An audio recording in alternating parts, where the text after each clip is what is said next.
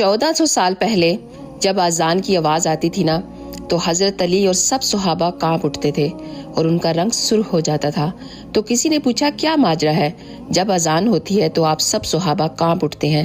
تو حضرت علی نے فرمایا اتنی بڑی ہستی کا بلاوا آیا ہے، پتہ نہیں اس کا فرض ٹھیک طرح سے ادا کر سکیں گے بھی کہ یا نہیں، لیکن آج کل اذان بھی ہو رہی ہے لیکن نماز کی کسی کو ہوش نہیں ہوتی۔